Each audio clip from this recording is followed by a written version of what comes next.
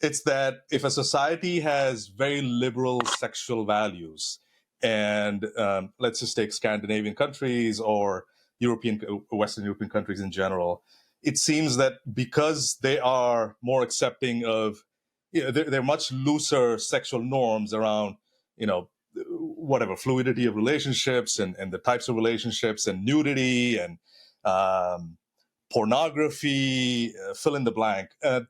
That ultimately quenches the desire of a population to just kind of dwell on sexuality, and you therefore are able to divert your resources towards more creative work, more hard work, and so on. That was my hypothesis, and it seems like that was wrong, at least from what I've done my own research so far. And that was the original kind of place where I started. And then, I don't sorry. know that I would say that that's wrong. I think that there's an argument to be made for that. And one piece is that the counter argument, right? So what happens when, like, in countries where women don't have rights? There's a classic argument about countries where women have no rights end up being countries where there's lower life expectancy and ultimately lower GDP, because women who are the ones who are educating the kids at home, uh, they don't,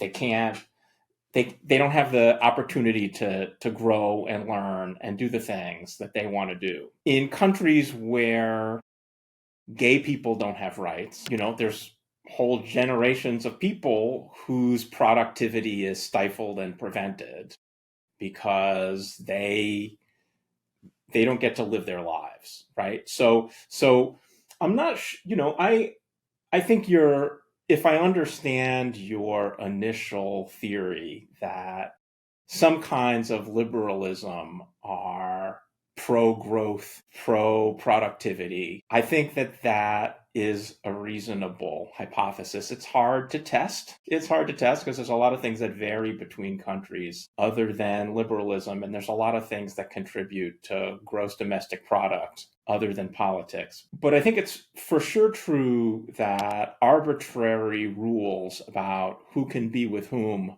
those are rules that stifle productivity and perhaps also stifle fertility, right? There's the other side of it, which is in the United States, about 35% of children are born to mothers who aren't married at the time. And that's, you might consider that, a lot of scholars, especially conservative scholars, consider that to be a real problem. Because if you're born into a family where there's only one parent, you're a lot more vulnerable. On the other hand, countries that are strict about making it hard for women to bring children into the world if they're unmarried, they tend to have much lower fertility, right? Japan and South Korea have what demographers call lowest low fertility.